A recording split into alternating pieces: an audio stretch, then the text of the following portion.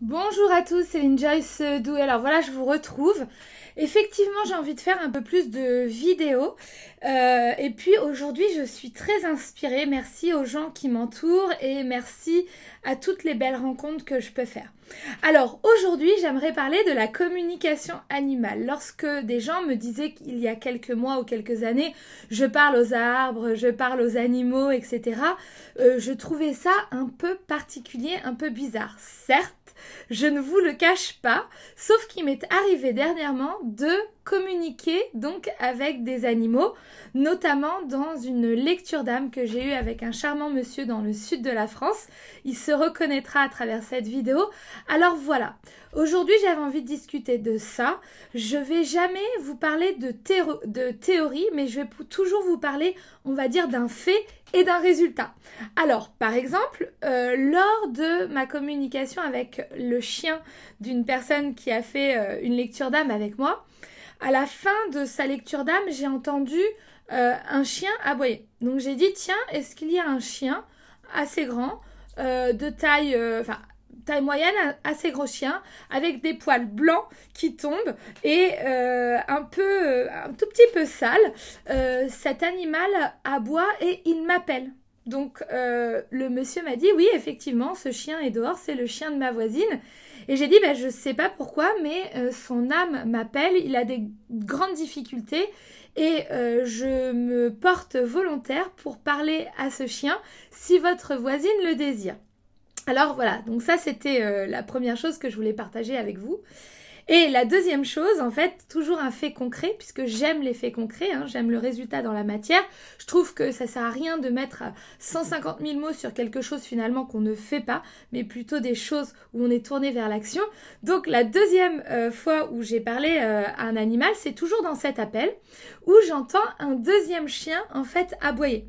Et lorsque ce chien aboie, je lui dis, tiens, je visualise un petit chien, grand comme ça, marron, qui est à côté de ce chien blanc.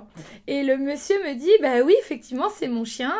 Donc je lui demande, est-ce que, s'il vous plaît, vous pourriez amener votre chien devant la caméra sur Skype? Donc il le fait.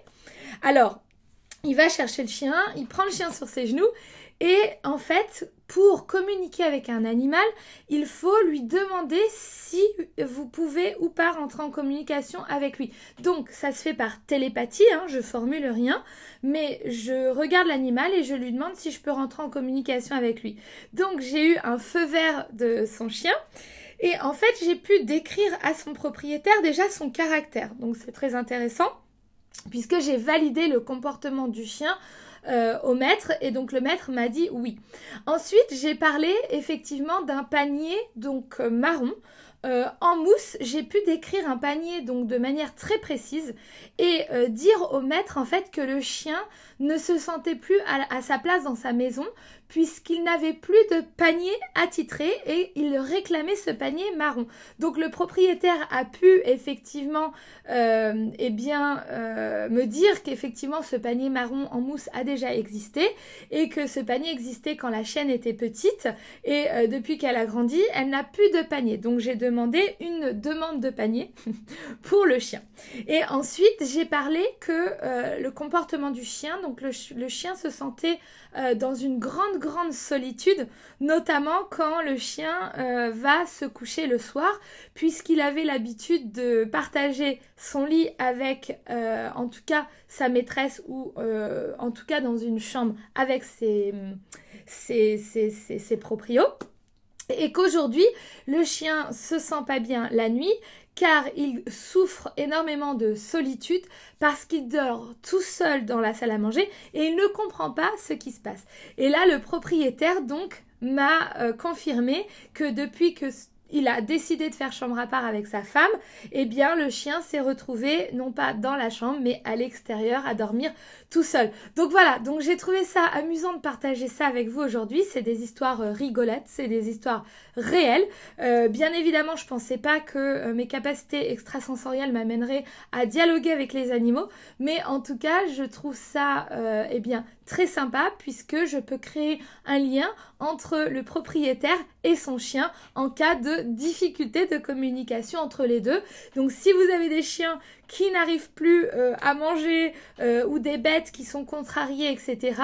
De manière dans la donation et bien sûr par rapport au temps que j'aurai de disponible, eh bien je serai volontaire à me porter bénévole pour une communication avec votre animal. Voilà, eh bien je vous souhaite une très très belle journée et puis sachez que c'est la vie, les plantes, la nature et les animaux ainsi que les êtres humains, tout ça c'est la vie, on vit tous ensemble en harmonie et je vous embrasse très fort et je vous dis à très bientôt. Ciao!